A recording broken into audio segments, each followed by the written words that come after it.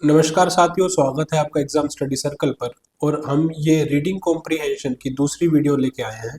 इसमें इस वीडियो का उद्देश्य सिर्फ रीडिंग कॉम्प्रिहेंशन की आदत हमें बनानी है। हर एक पैसेज को हम बिल्कुल अच्छे से समझेंगे, फिर क्वेश्चन करेंगे। तो ये आपके आने वाले एसएससी के सारे एग्जामों के लिए बहुत इंपॉर्टेंट है। इवन आईबीपीएस के सारे एग्जाम्स के लिए बहुत इंपॉर्टेंट है, क्योंकि रीडिंग कॉम्प्रिहेंशन सभी पेपरों में पूछा जाता है। रेलवे के सारे एग्जामों के लिए पॉसिबल, जिनमें भी इंग्लिश आती है ना। तो चलिए शुरू करते हैं। ये है इस जो पैसेज का हेड की हेडिंग है, डिस्ट्रेस शेयरिंग इन इंटरस्टेट वाटर डिस्प्यूट्स। ठीक है, तो डिस्ट्रेस क्या होता है? डिस्ट्रेस होता है परेशानी, मुसीबत, उसकी शेयरिंग किसमें? दो स्टेटों के बीच में। कब? वाटर डिस्प्यूट के कारण।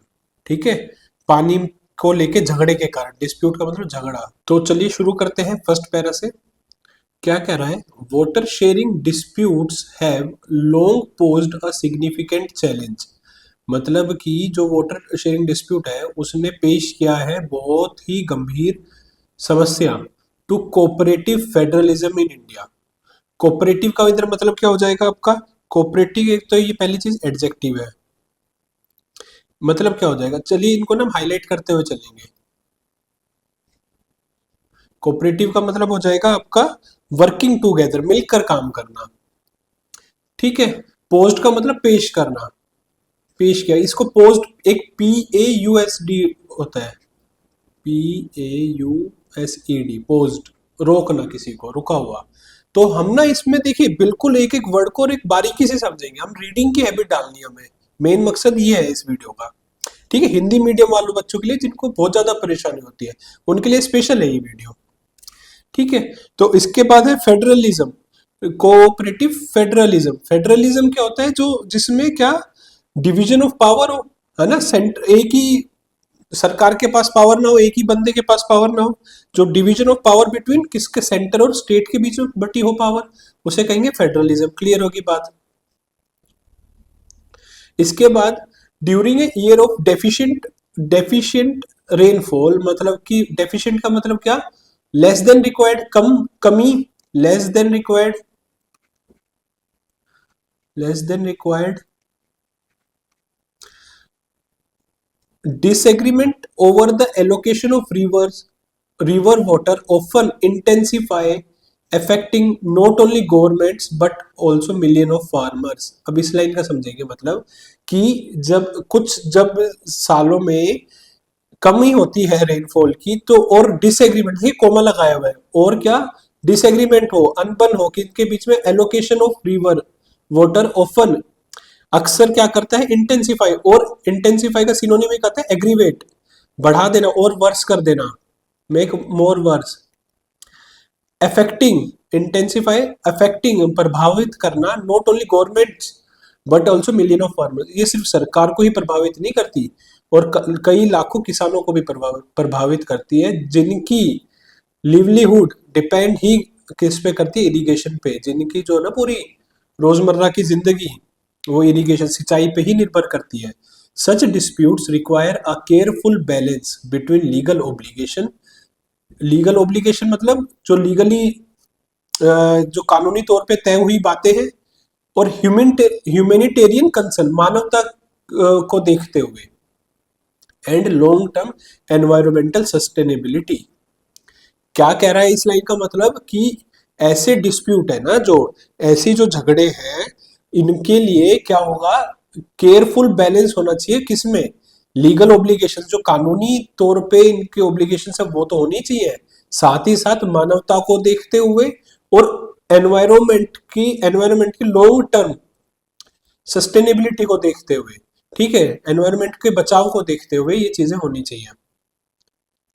In recent years, irregular monsoon patterns have aggravated वही सिनोनिम आ जाएगा, intensify, worse, the scarcity of water in several river basins।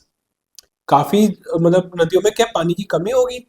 When rainfall remains below normal during the early part of monsoon season, upstream states, upstream states कौन सी हो जाएंगी? जहां पे पानी का बहाव तेज होता है, जहां पे नदी ऊपर से आती है, मतलब ऊपर से नीचे की तरफ आती है, तो जिस तरफ जब नदी ऊपर होती है उसके आसपास वाली states, upstream states tend to conserve water to safeguard drinking water supplies and future agricultural requirement.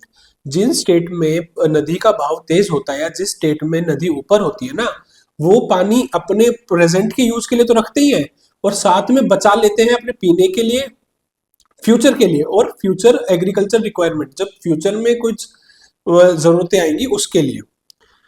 Conversely downstream state insist that, बजाय इसके क्या, कन्वर्सली मतलब बजाय इसके डाउनस्ट्रीम स्टेट्स क्या कहती है, प्रभाव इंसिस्ट करते, जोर डालती है क्या, water should be released according to legally prescribed schedules. जो कानूनी तौर पर सरकार ने या फिर जुडिशियरी ने कहा हुआ है कि इतना पानी इस स्टेट को इतना शेयर करना है ना, उसके हिसाब से दिया जाए।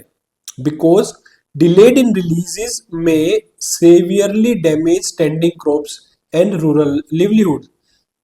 तो मतलब अगर इसमें देरी होती है तो क्या होगा, ये सीवियरली इम्पैक्ट करेगी, खराब कर देगी क्या, जो फसल खड़ी हुई है, और रूरल जो डिपेंड करते हैं, रूरल लिवलीहुड्स जो इस चीज पे डिपेंड करते हैं, फसलों पे ही डिपेंड करते हैं, ठीक है, उनको बहुत ज्यादा प्रभावित कर देगी। एज ए रिजल्ट, इसके रिजल्ट का क्या होगा, political disagreement frequently accompany hydrological challenge. इस लाइन का मतलब समझिए, पॉलिटिकल डिसएग्रीमेंट मतलब पॉलिटिकली उन दोनों के वो विचारों में मतभेद है, डिसएग्रीमेंट है, और फ्रीक्वेंटली एक्कम्पनी मतलब कि और साथ में हाइड्रोलॉजिकल चैलेंजेस मतलब पानी से रिलेटेड समस्या, और उनके आपस में पॉलिटिकली मतभेद, दोनों मिलके क्या करते हैं, मेकिंग नेगोशिएशन, जो आपस में बातचीत से जो मसला सुलझाना चाहिए, बीच का रास्ता निकालना चाहिए, नेगोशिएशन इंक्रीजिंग कॉम्प्लेक्स मतलब, और ये नेगोशिएशंस को और ज्यादा कठिन कर देते हैं। क्लियर हुई बात। इसके बाद है टू एड्रेस सच डिस्प्यूट, ऐसे मतभेद को statutory authorities and judicial institution often issue directive regarding water release based on scientific assessment. मतलब जो साइंटिफिकली जो मापदंड दिए गए हैं कि उसमें स्टैट्यूटरी अथॉरिटीज और जुडिशियल इंस्टीट्यूशंस, मतलब कि अपने जो संसद आ गई और कोर्ट आ गए, उन्होंने जो डायरेक्टिव दिए गए हैं इसके रिगार्डिंग कि किस हिसाब से किस स्टेट को कितना पानी मिलना चाहिए, ये साइंटिफिकली असेसमेंट होना चाहिए इसका, ठीक है, इसकी जांच पड़ताल साइंटिफिकली होनी चाहिए। And establish a legal framework, ठीक है, इसके लिए कानूनी तौर पे एक फ्रेमवर्क बनना चाहिए। हाउएवर कंप्लायंस, इससे एडहेरेंस, कंप्लायंस का मतलब होता है पालन करना या जुड़े रहना, बजाय इसका जो कंप्लायंस है ना with this decision is sometimes influenced bye, पर ये जो डिसीजन या फ्रेमवर्क तैयार किए गए हैं इसका पालन, इस लाइन का मतलब समझते हैं, इसका जो पालन है ना कई बार प्रभावित हो जाता है, किससे, पॉलिटिकल कंसिडरेशन से, मतलब पॉलिटिकली कंसिडरेशन यानी कि इसमें पॉलिटिक्स घुस जाती है। पॉलिटिक्स कैसे भाई, दो स्टेट की अलग अलग वो अलग अलग पार्टी की सरकार है, तो अपनी पॉलिटिकली कंसिडरेशन करेंगे भाई, एक जगह कांग्रेस की सरकार है और एक जगह बीजेपी की सरकार है, तो पॉलिटिकली कंसिडरेशन आ गया ना कि कांग्रेस वाले बीजेपी को पानी नहीं देंगे, यहाँ पे समझिए कांग्रेस की है ये बीजेपी की, बीजेपी के पास पानी है तो कांग्रेस वाले को नहीं देने देगा, और कांग्रेस के पास है तो बीजेपी वाले को नहीं देगा, तो यही तो पॉलिटिकल कंसिडरेशन की बात कर रहा है। पब्लिक का प्रेशर, पब्लिक का प्रेशर क्या हो सकता है कि भाई हमें पानी और चाहिए, मतलब फ्यूचर सेफ गार्ड के लिए, फ्यूचर में के बचाव के लिए। And concerns about local shortage, और जो लोकल लेवल पे जो शॉर्टेज है पानी की, उसके कारण ये क्या कंप्लायंस नहीं हो पाता। समझ रहे बात, जो ये कंप्लायंस है प्रभावित हो जाता है इन सब कारणों के कारण। तीन कारण क्या क्या है, अगर क्वेश्चन आ जाए ये कि भाई कौन से कारणों के कारण प्रभावित होते हैं, तो political consideration, public pressure and local shortage. Consequently, farmers in both upstream and downstream region often experience uncertainty, अनिश्चितताओं के दौर से गुजरते हैं। Consequently बजाय मतलब जो उसका वो फलस्वरूप है, इसके फलस्वरूप क्या होता है, फार्मर्स दोनों ही स्ट्रीम के, मतलब कि जहाँ पे पानी ज्यादा है और जहाँ पे कम है, दोनों अनिश्चित होते हैं, है ना, अबायंस में होता है इनका जो भी फ्यूचर होता है। While government struggle to reconcile, और गवर्नमेंट स्ट्रगल क्या करती है, रिकनसाइल। रिकनसाइल का क्या मतलब हो जाएगा इधर आपका, इधर रिकनसाइल का मतलब हो जाएगा कि एक निष्कर्ष निकालना, एक मतलब रिजल्ट निकालना, बातों को, दोनों की बातों को समझना और दोनों की बातों पे एक एग्रीमेंट निकालना। ठीक है, एग्रीमेंट निकालना। Agreement regional reconcile regional interest with constitutional responsibility. तो वाइल गवर्नमेंट, अब गवर्नमेंट किस चीज पे स्ट्रगल करती है? गवर्नमेंट का स्ट्रगल है कि वो क्या रीजनल इंटरेस्ट पे, उसके रीजनल इंटरेस्ट पे डिसीजन ले, एक जो उनकी संवैधानिक वो है, क्या बोलते हैं, संवैधानिक जिम्मेदारियां, उस पे निष्कर्ष निकाले। तो ये गवर्नमेंट की समस्या हो जाती है। अब इस पे एक्सपर्ट्स जो हमारे हैं वो क्या कहते हैं, that sustainable solution require more than A temporary directives. जो सस्टेनेबल सॉल्यूशन है ना, जिस इस चीज का, जो लंबे समय तक चलने वाला जो सॉल्यूशन है इस चीज का, उसके लिए चाहिए होगा टेम्पररी डायरेक्टिव्स जो देते हैं ना, अभी जो पीछे ऊपर बात की गई थी, उससे कुछ कहीं बढ़कर चाहिए होगा इसके लिए। इस इस सस्टेनेबल सॉल्यूशन पे पहुंचने के लिए टेम्पररी डायरेक्टिव से कहीं बढ़कर कुछ समस्याओं का समाधान निकालना पड़ेगा। यानी कि टेम्पररी डायरेक्टिव मात्र सॉल्यूशन नहीं है इस चीज का, जो समय समय पे सिर्फ टेम्पररी उस पर डायरेक्ट कर देते कि भाई इतना पानी दे दो, ये दे दो, उस टाइम पे बात को दबाने के लिए, वो सिर्फ समाधान नहीं है इस चीज का। They advocate a transparent distress sharing mechanism under which both states proportionately bear the burden of water scarcity during the drought year।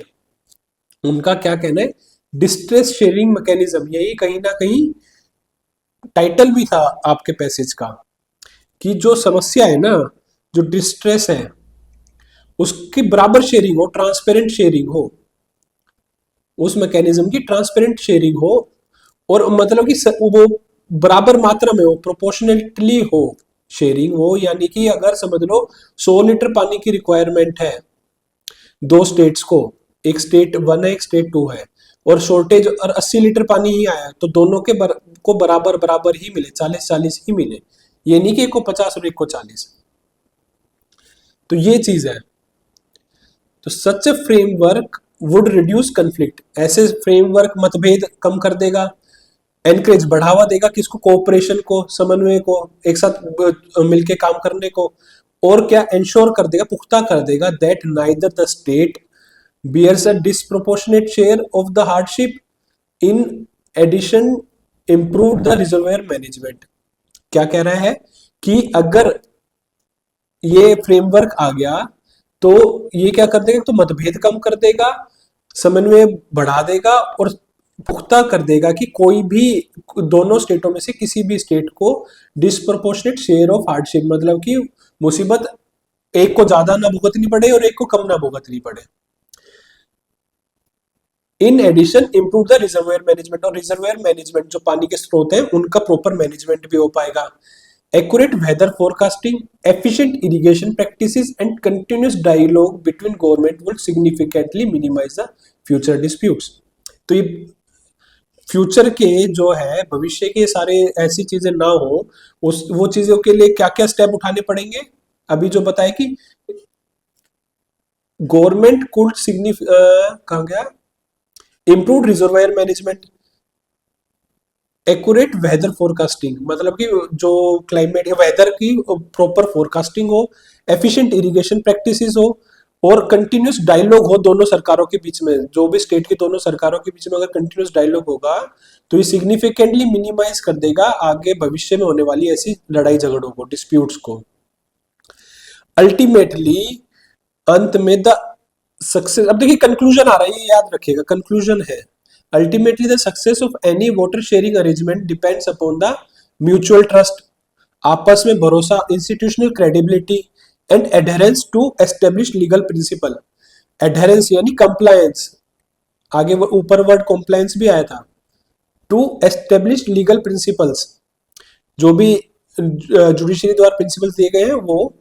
Political leadership, इसके बाद क्या कह रहा है, political leadership must prioritise long term cooperation over short term electoral consideration.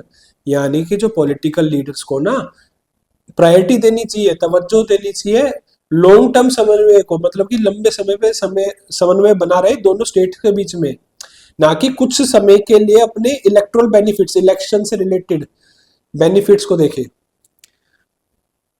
जब तक सारे stakeholders recognise that river are shared natural resources rather than instrument of regional rivalry, जब तक सारे लोग जो इससे जुड़े हैं वो ये नहीं मानेंगे कि जो रिवर है वो शेयर्ड नेचुरल रिसोर्सेज है, दोनों का उस पर हक है, ना कि सिर्फ एक वो दुश्मनी निकालने का जरिया है।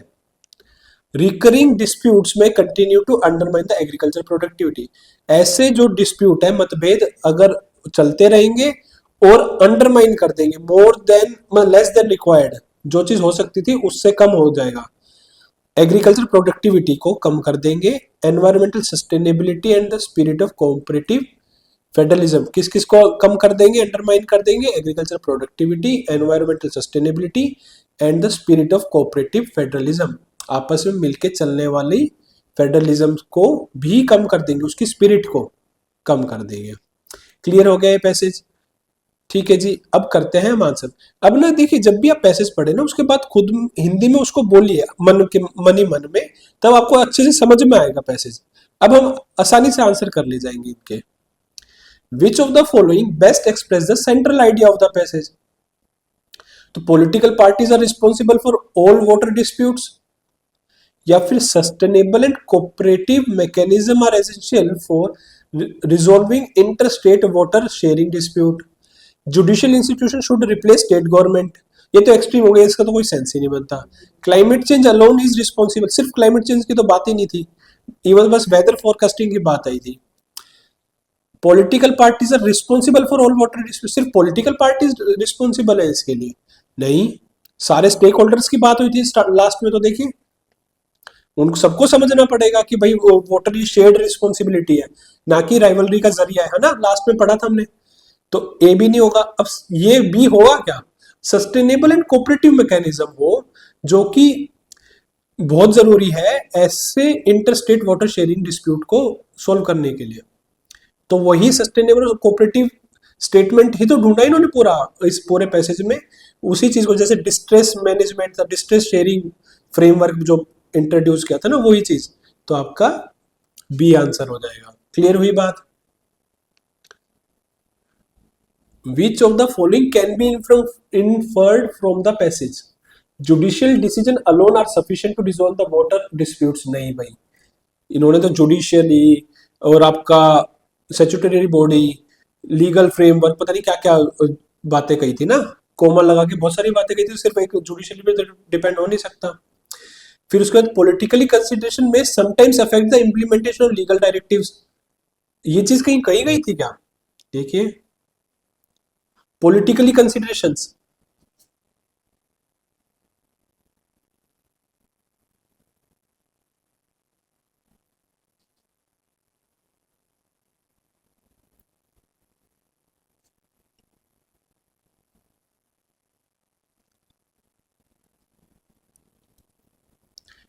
ये ना देखिए, प्रायोरिटाइज किसको करनी? लॉन्ग टर्म कोऑपरेशन को, ना कि शॉर्ट टर्म इलेक्टोरल कंसिडरेशन।